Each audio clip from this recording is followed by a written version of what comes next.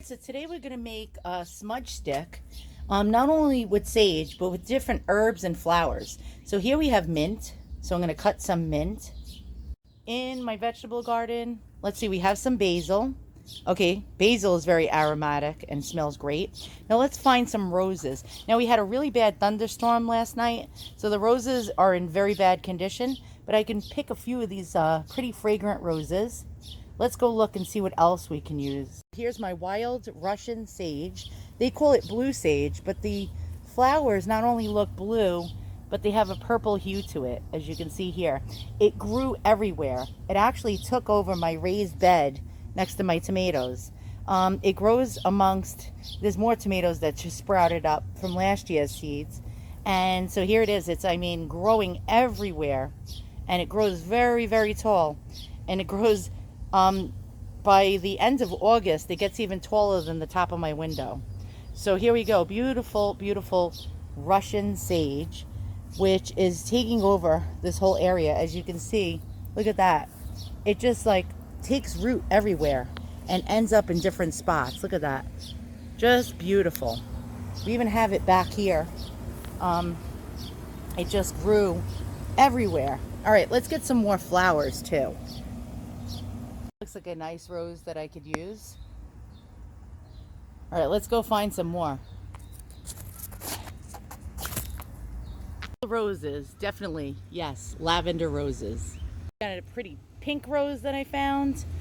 Some beautiful orange flowers over here.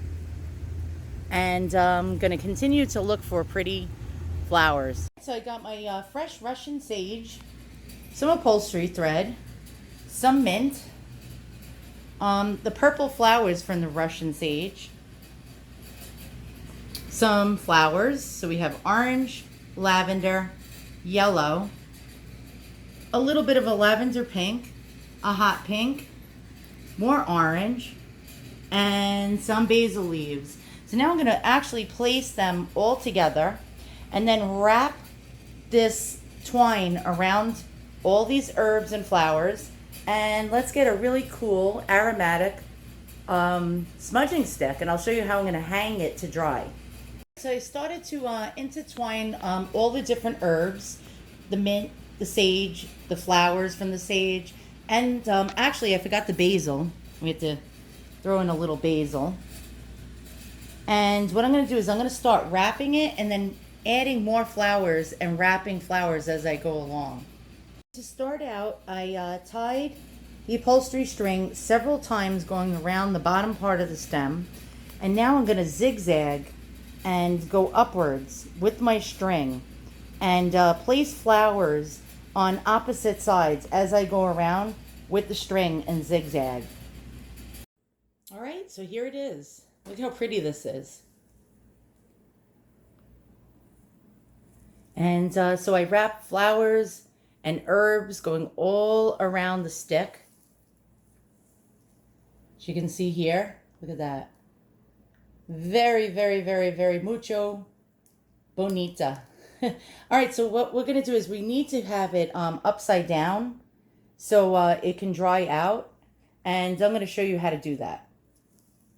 All right, so I placed a rubber band around the bottom stem, and I threaded a piece of the upholstery string through it, and then now this can be hung upside down. I'm going to show you where I place it. All right, so welcome to the dungeon. It's actually a boiler room in my house. My husband's going to probably be pissed off when he opens up the door. And I have everything hanging upside down by strings on, I don't know what this pipe is for.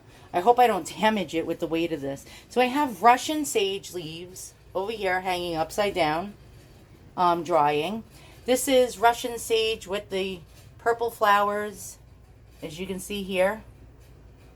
And in the center, we have our herb and flower bouquet filled with Russian sage, mint leaves, flowers, basil, and all that good stuff. And so my guesstimate is this may take several weeks or several days for it to dry out. Now, it's an experiment. This is my first time actually doing this.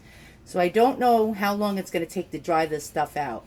But by keeping it upside down and hanging by strings, we will not have a mold issue. Now, if you try to dry out herbs and flowers by placing it on a counter for several days, you're going to get mold. And the reasoning is because one side is going to be not getting any air. So you'd have to keep turning it over and over and over again until the proper amount of airflow goes through it. By hanging by strings and dangling, you take care of that problem. Now I put a little box underneath to catch any of the little flowers that may fall as they dry. But look how pretty that is. That is really cool. All right, guys, so I'll see you all soon. When the experiment is done, I'll tell you guys how long it takes for it to dry. And we'll see actually what color all these herbs and flowers dry as. Sometimes they get much lighter as they dry. So we'll see if we have any change. And I'll be back with the experiment soon. Thanks for watching. See you all soon.